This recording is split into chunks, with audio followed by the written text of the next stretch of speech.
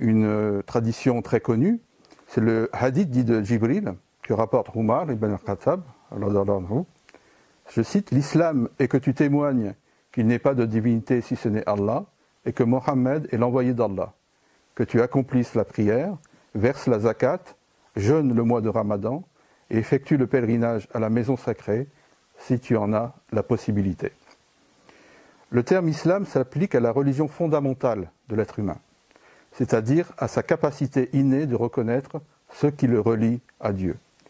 Il existe au tréfonds de lui-même la possibilité de s'en approcher, de témoigner de la confiance en son amour et sa miséricorde. Lors du pacte prééternel, Mithaq, avec les âmes des hommes non encore nés, Dieu a interrogé les germes de cette humanité future. Qu'a-t-il dit, cité dans le Coran, « Ne suis-je pas votre Seigneur ?»« Alastu bi rabbikum » Et elles répondirent « Oui, j'en témoigne ». On peut relire ces versets dans la sourate Al-Araf, verset 172. « Alastu bi rabbikum » Ne suis-je pas votre Seigneur? Allah nous demande. Et oui, nous en témoignons. En d'autres termes, les âmes ont été créées par Dieu et ont témoigné de sa seigneurie. Avant même la création et de toute éternité, l'être humain était dans la pensée de Dieu. C'est-à-dire que Dieu l'a désiré, aimé et créé. Il est en quelque sorte le fruit de son désir.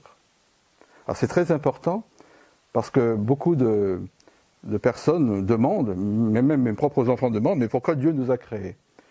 Eh bien Dieu nous a créés par amour, tout simplement. Parce que avant même notre création, nous étions dans sa pensée.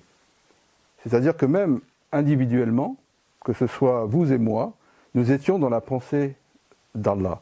Et cette pensée, c'était une pensée d'amour.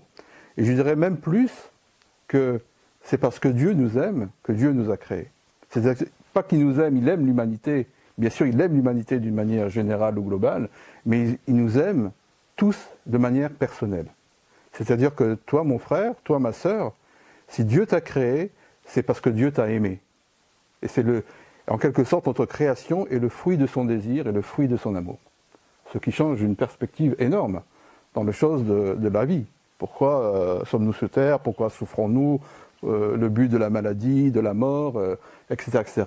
Mais déjà, avec ce pacte que nous avons fait avec Allah, avec Dieu, eh bien nous avons répondu que oui, nous témoignons que tu es notre Seigneur, avant même notre création. Donc nous sommes le fruit de son désir. Et ça, c'est, je pense, quelque chose d'absolument primordial et qu'il faut retenir dans nos cœurs.